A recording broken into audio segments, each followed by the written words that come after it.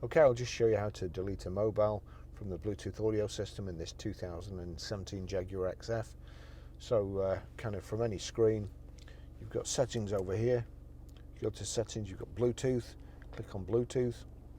You've got Bluetooth, search for Bluetooth devices, make system discoverable, and list of paired devices. So we click list of paired devices and you see Barry's iPhone there, paired devices. Click on that, rename Barry's iPhone, delete pairing, connect for phone, connect for music, connect all. So delete pairing. Delete pairing for Barry's iPhone, yes. That's it, gone.